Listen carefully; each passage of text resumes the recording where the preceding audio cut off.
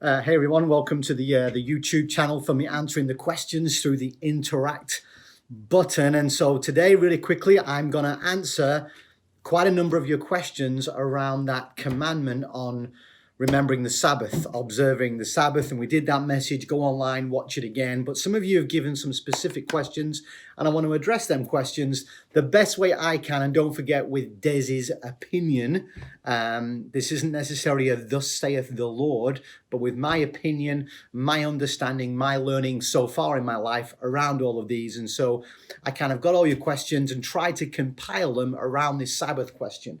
And on the whole, I mean, somebody put a question here around there's a communal aspect to the Sabbath, that coming together as a family. And if we have individual Sabbath days, does that counteract the value of community coming together? I think the Lord's Day, the Sunday, which I'll talk about a little more, enables that. But I believe the principle of Sabbath as we now, as new covenant people, is that principle of rest. We have human rhythms and we need rest. We need a day where we can cease from our regular activity. That's what it purely means in itself. And it allows us to go, I am not God. I don't have to work every day because He is my provider, my protector, and I can trust in Him. So the whole aspect to communal aspect, I believe in our culture today, it's important that you have a rhythm of rest. That's the important principle. But the communal aspect, I believe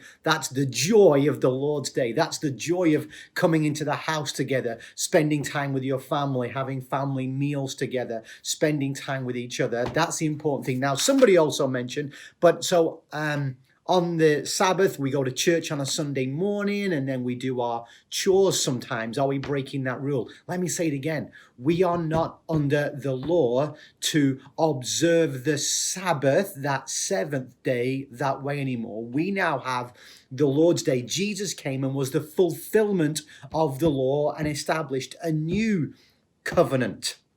And yes, somebody also mentioned, it seems in the Old Testament, if people broke the Sabbath, there was even the death penalty connected to it. How do we reconcile a loving God in the context of wedding language saying, hey, if you break these Sabbath rules, then death is there? God is establishing something really strong. But again, we are no longer under that law. And in fact, when it comes to actions that require the death penalty, we have one who died once and for all. Jesus paid it all. We're no longer under that law. There are some principles there that we still apply, but the redemptive trajectory of the scriptures, and we on this side as Gentile believers grafted into God's family, are no longer under that law. And if you read through the Old Testament, you'll see time and time again where there was a Judaizing of these new believers. And all the time, the Apostle Paul just goes at them and says, what are you doing? What are you doing putting all those laws on top of the people called the way, who are now free from all of those? And so that's how we can be released from all of this. So I want some of you, you're still struggling with the legalism of trying to please God and fearing that you're not pleasing God because you are doing some things on Sunday, but Sunday's not Sabbath day. Your rest day, you bring that in. It could be Sunday for you. But we as followers of Jesus have what we call the Lord's Day. And that is a day where we are to come together and to bring an offering, come together and to worship together. That's the important thing. The value of gathering with God's people on a Sunday is really, really important.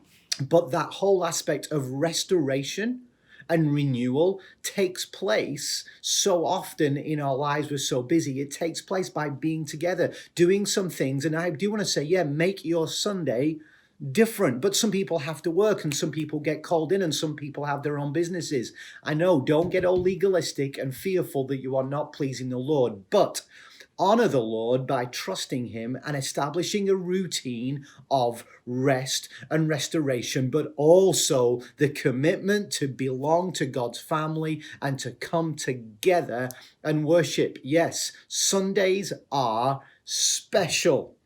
They are special. It's a different kind of day. It's the first day. We're bringing everything to do with first forward. So the questions around the legalism, am I dishonoring God by doing these things?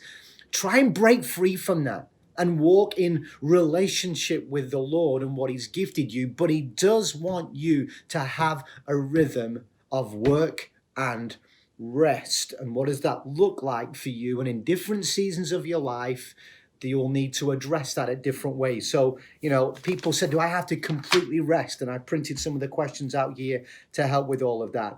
And some people have said, what about some people in their own family have different Sabbath days? Again, it's seasonal. You're going to have to look at that as a family.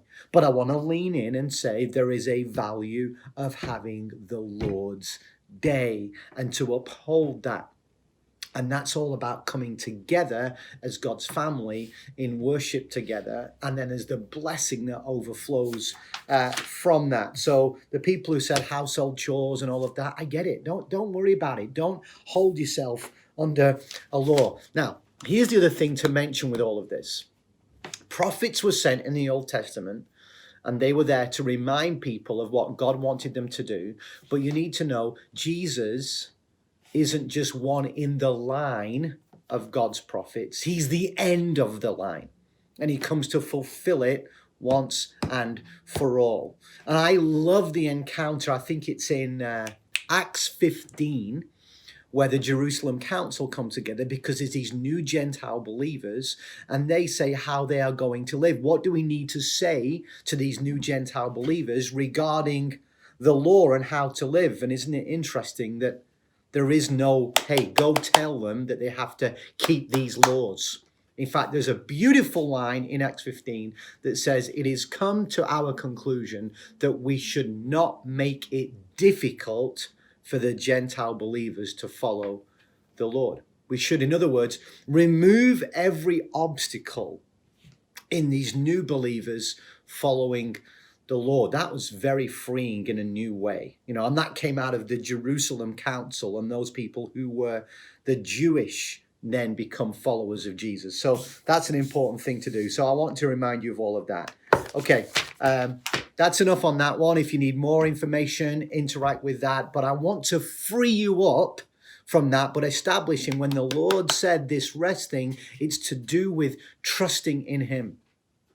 Your whole life is not bound on you. A day where you can rest and cease from your regular activity allows you to have a day to go, do you know what? I need this physically, mentally, emotionally. It gives me time relationally. What a beautiful thing the Lord established with that observing the Sabbath. But now we, as followers of Jesus, the other side of the empty tomb, get to celebrate the Lord's day. But the principle and rhythm of rest is still there for you, for humanity, for the good of your family, for the good of society moving forward. Thanks for a bunch of your questions. I hope I answered them all collectively in that way. But if not, shoot me a message. We can talk some more. Thanks for listening. Look out for the next one coming very soon.